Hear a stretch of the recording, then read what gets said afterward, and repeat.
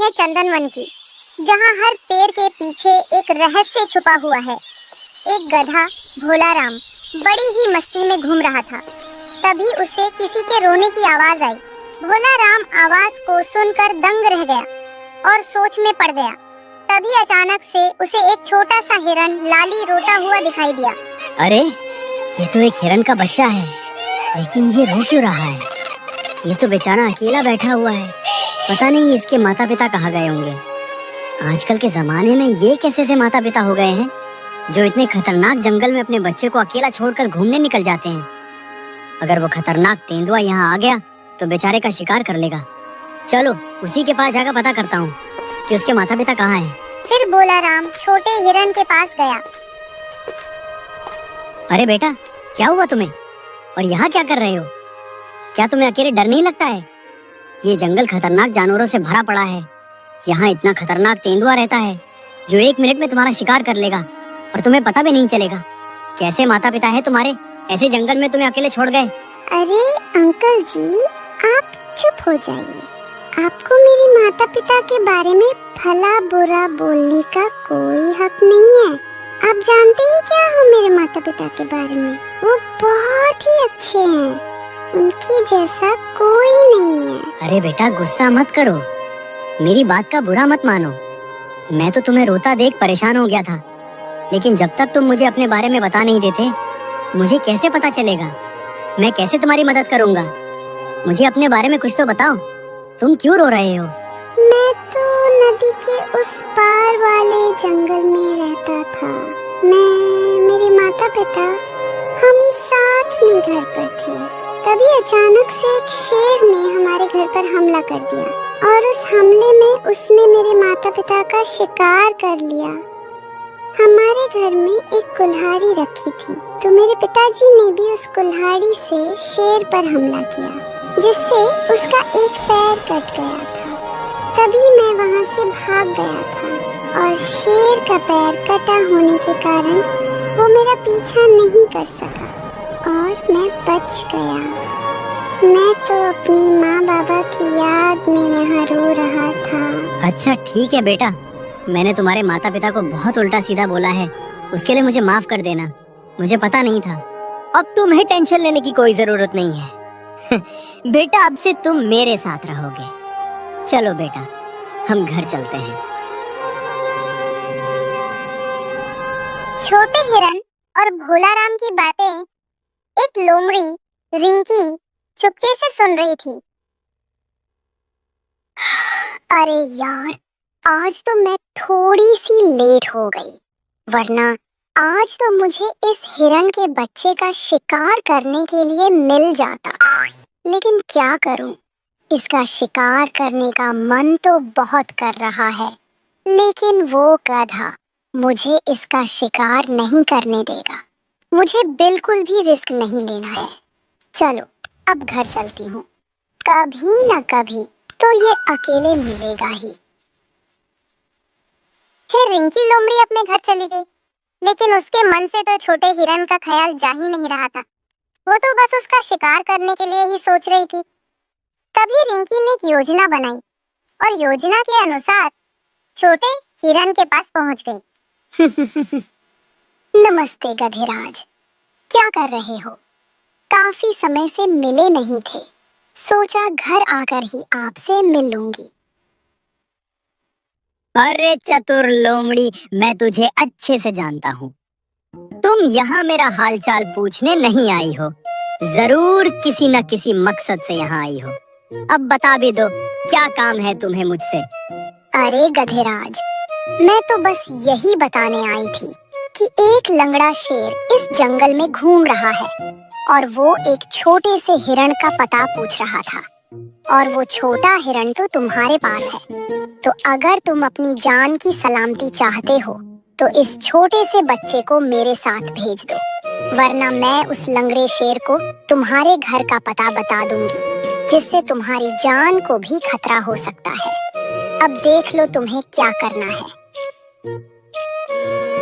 हाँ बता दो, मैं किसी शेर वेर से नहीं डरता हूँ।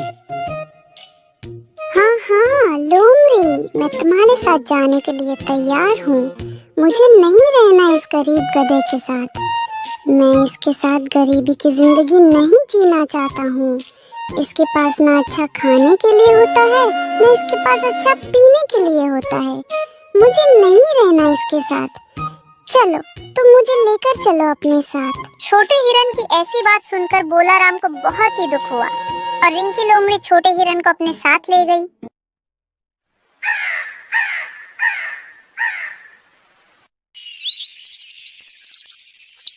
देखते ही देखते 3 दिन हो गए, पता ही नहीं चला। बोलाराम को छोटे हिरन का बहुत बुरा लग रहा था और उसने सोचा कि एक बार छोटे हिरन को देख आऊं। फिर बोलाराम अपने छोटे हिरन को देखने के लिए निकल गया, लेकिन वो अपने मन में सोचता ही जा रहा था, क्या बोलूंगा उससे, कैसे मिलूंगा, क्या वो मुझसे मिलना चाहता होगा। इतने में बोलाराम का पुराना दोस्त सुअर सामने से आ गया। अरे गधे बोलाराम भाई, कहाँ जा रहे हो इतनी जल्दी में? जरा मुझे भी तो बताओ। तुम तो यार बहुत दिनों में मिले हो, कभी दिखते ही नहीं हो। जंगल में कहाँ घूमते रहते हो? फिर भोलाराम ने सुअर को सारी बातें बताई, तो सुअर को भी भोलाराम की बात सुनकर बहुत दुख हुआ। अरे बाप रे भाई, आजकल का जमाना तो बहुत ही खराब हो गया है। आजकल के बच्चे तो सगे माता पिता के नहीं होते हैं। आजकल के बच्चे तो अपने माता पिता को अकेला छोड़कर चले जाते हैं और बूढ़े माता पिता को अपने साथ नहीं रखते हैं। तुम्हारा तो फिर भी कोई रिश्ता नहीं है। अरे भाई, ये जमाना बहुत ही खराब है। किसी को कितना भी प्यार कर लो, कितना भी उसके साथ रह लो, लेकिन अंत में सब छोड़कर चले जाते हैं। तुम टेंशन मत लो भाई, उसे चले जाने दो। वो कौन सा तुम्हारा सगा था? अरे अरे भाई, ऐसा मत बोलो। मेरे लिए तो वो सगे से भी बढ़कर है। तुम्हें पता नहीं मैं उससे कितना प्यार करता हूँ, लेकिन वो तो बहुत मतलबी निकला। भाई, वो चले गया तो उसे चले जाने दो। मुझे उससे कोई दिक्कत नहीं है। मैं तो बस उसे एक बार देखना चाहता हूँ। बस एक बार दूर से ही उसे देखा हूँ कि वो किस हाल में है। मैं कोई उसे अपने पास बुलाना नहीं चाह रहा हूँ। जब वो मेरे साथ रहना ही नहीं चाहता है तो बुलाने का क्या फायदा। वैसे भी मैं तो गरीब हूँ और वो गरीबी में नहीं रहना चाहता है।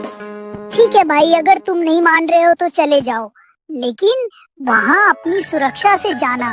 वहाँ वो खतरनाक लोमड़ी होगी, उससे बचकर रहना। वो बहुत चतुर है, वो बड़े बड़े जानवरों का शिकार कर लेती है। तुम तो उसके सामने कुछ भी नहीं हो। अगर तुम कहो तो मैं तुम्हारे साथ चलूं? नहीं सुअर भाई, बहुत बहुत धन्यवाद, लेकिन मैं अकेले ही जाना चाहता हूँ, क्योंकि मैं उससे अकेले में मिलना चाहता हूँ और मैं उसके साथ अपना दुख दर्द बांटना चाहता हूँ। मैं आखिरी बार उससे मिलने जा रहा हूँ। उसके बाद वो तेंदुआ भी मेरा शिकार कर ले तो कोई बात नहीं। वैसे भी मेरी तो जिंदगी सिर्फ कट ही रही है, जीने का तो कोई मकसद है ही नहीं। मेरी जिंदगी में आने के लिए तुम्हारा धन्यवाद भाई। फिर भोलाराम वहाँ से चला जाता है और रिंकी लोमड़ी की गुफा के पास जाने लगता है। तभी उसके रास्ते में अचानक से खतरनाक तेंदुआ आ जाता है। अरे वाह, आज तो बड़ा ही मोटा शिकार हाथ लगा है। तेरा शिकार करके मेरे 3-4 दिन आराम से कट जाएंगे। आज तो बड़ी मोटी चमड़ी खाने को मिलेगी। नहीं नहीं महाराज, मेरा शिकार मत करो, मुझे जाने दो। मैं तो अपने छोटे हिरन से मिलने जा रहा हूँ। ऐसे कैसे जाने दूँ? इतनी धूप में मैं यहाँ मक्खियाँ मारने नहीं आया हूँ। आज तो तुम्हारा शिकार होकर ही रहेगा। मैंने कल से किसी भी जानवर का शिकार नहीं किया है। मुझे बड़ी तेज भूख लग रही है। अगर तुम्हें जाने दिया तो आज भी मुझे भूखा ही सोना पड़ेगा। महाराज, मैं आपको भूखा नहीं सोने दूंगा। मैं बस अपने छोटे हिरन को बस देखकर आता हूँ, फिर तुम मेरा शिकार कर लेना। मैं बस आखिरी बार उसे देखना चाहता हूँ। पता नहीं वो किस हाल में होगा। वो दुष्ट लोमड़ी उसे अपने साथ लेकर गई है। नहीं नहीं, अगर तुम ऐसा बोल के वापस ही नहीं आए और यहाँ से भागकर चले गए तो मैं क्या करूँगा? बड़ी मुश्किलों से तो तुम मुझे दिखे हो। अब मैं और शिकार कहाँ ढूंढूंगा? महाराज, मेरा विश्वास करो, मैं छोटे हिरन से मिलकर सीधा आपके ही पास आऊंगा। बस आप मेरी ये अंतिम इच्छा समझकर पूरी कर दीजिए। तभी तेंदुआ थोड़ी देर सोचता है। ठीक है, मैं तुम्हारी अंतिम इच्छा समझकर पूरी कर रहा हूँ। तुमने विश्वास की बात कर दी। अब तुम जल्दी से जाओ और अपने उस छोटे हिरण से मिलकर आओ। मैं अब और ज्यादा इंतजार नहीं कर सकता। तुम जल्दी लौटकर मेरे पास आओ। ठीक है महाराज, आपका बहुत बहुत धन्यवाद। फिर भोलाराम तेंदुए को पागल बनाकर वहाँ से चला जाता है और जैसे ही रिंकी लोमड़ी की गुफा के पास पहुँचता है तो उसे वहाँ लोमड़ी और छोटा हिरन दिखाई देते हैं। फिर भोलाराम वहीं खड़ा होकर लोमड़ी के जाने का इंतजार करने लगता है। थोड़ी ही देर में लोमड़ी वहाँ से चली गई। फिर भोलाराम छोटे हिरन के पास गया। अरे हिरन बेटा, मैं तो तुम्हारे बिना रह ही नहीं पा रहा हूँ। मुझे तो तुम्हारी बहुत याद आती है। अब तो मुझे लगता है कि मैं तुम्हारे बिना जी नहीं पाऊंगा। मुझे तो तुम्हारी बहुत याद आती है बेटा, इसलिए मैं तुम्हारे पास आ गया हूँ। बेटा, मैं तो गरीब हूँ, इसलिए तुम मेरे पास नहीं रहना चाहते हो, पर मुझे तुम्हारी बहुत याद आती है। नहीं अंकल, ऐसे मत बोलिए। आप तो मुझे समझ ही नहीं पाए हो। अरे आपने तो मुझे अब तक नहीं समझा। आप तो वो हो जिसने मुझे अपने बेटे जैसे प्यार दिया। इतना प्यार तो मेरे पिताजी भी मुझसे नहीं कर पाते जितना आप करते हो। मैं तो उस दिन इसलिए इस लोमड़ी के साथ आ गया था कि मुझे लगा अगर वो लंगड़ा शेर यहाँ आ गया तो वो मेरे साथ साथ आपका भी शिकार कर लेगा। इसलिए मैंने सोचा मेरा शिकार होता है तो हो जाए, लेकिन मैं आपको कुछ भी नहीं होने दूंगा। मैं भी आपके बिना अब बिल्कुल भी नहीं रह सकता हूँ। मुझे अब आपके साथ में ही अच्छा लगता है। अब आप यहाँ से चले जाओ। अगर वो लोमड़ी यहाँ आ गई तो बहुत बड़ी गड़बड़ हो जाएगी। नहीं बेटा, अब तो मुझे सच्चाई का पता चल चुका है। अब मैं तुम्हें इस हाल में छोड़कर कहीं नहीं जाऊंगा। अब हम दोनों को कोई अलग नहीं कर सकता है। अब मैं तुम्हें यहाँ से लेकर ही वापस जाऊंगा। अब आने दो उस लोमड़ी को, उसको तो मैं बताऊंगा। तुम यहीं चुपचाप बैठे रहना, मेरे पास एक योजना है। फिर भोलाराम अपनी योजना के अनुसार वहीं छुप गया। थोड़ी ही देर में रिंकी लोमड़ी अपनी गुफा के पास आई तो वो भोलाराम के बिछाए हुए जाल में फंस गई। फिर भोलाराम अपने छोटे हिरन के पास गया और उसने उसे आजाद कर दिया। अरे अरे गधेराज, कहाँ जा रहे हो? मुझे इस जाल से आजाद तो करते जाओ। इस जाल में तो मैं फंसी फंसी मर जाऊंगी। इस जाल में तो मैं भूखी ही मर जाऊंगी। मुझे माफ कर दो गधेराज भाई, मुझे जाल से निकालते हुए जाओ। अरे लोमड़ी, तूने बहुत बड़ा पाप किया है और तेरा पाप माफ करने के लायक नहीं है। तू एक छोटे बच्चे को धोखे से अपने पास ले आई और तेरे इस पाप की यही सजा है कि तू इस जाल में फंसी फंसी मर जाए और तुझे कोई पानी देने वाला भी नहीं आए। अरे मेरे दिल से पूछ, छोटे हिरन को मुझसे जुदा करने के बाद मेरे दिल पर क्या बीती है। 3 दिन मेरे लिए 3 साल जितने बराबर हो गए थे। अरे लोमड़ी, तू मेरे दर्द को नहीं समझ सकती है। जब तू भूखी प्यासी तड़पेगी तब पता चलेगा।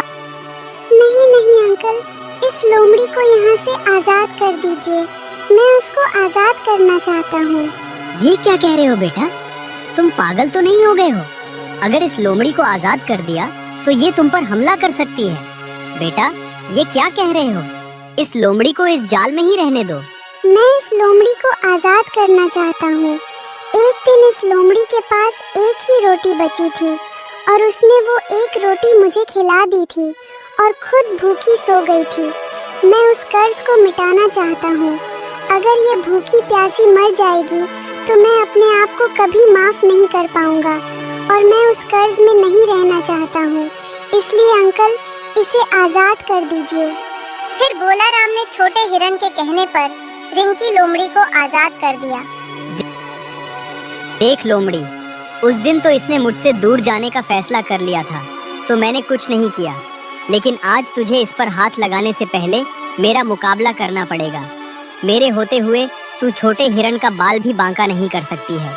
आ, अगर तुझ में दम है तो मुझसे मुकाबला कर। नहीं नहीं गधेराज, मुझे किसी से कोई मुकाबला नहीं करना है। अब मैं सब समझ चुकी हूँ। हमें इस जंगल में मिल प्रेम से रहना चाहिए और कभी किसी को परेशान नहीं करना चाहिए। गधेराज, मैं अब कभी किसी का शिकार नहीं करूँगी और न ही किसी को परेशान करूँगी। मुझसे जो भी गलती हो गई है उसके लिए मुझे माफ कर दो। अब से मैं सबकी मदद किया करूँगी। तो दोस्तों, आपको हमारा वीडियो देखकर कैसा लगा? अगर वीडियो अच्छा लगा तो वीडियो को एक लाइक और चैनल को सब्सक्राइब जरूर करें ताकि हर वीडियो का नोटिफिकेशन सबसे पहले आप तक पहुंचे।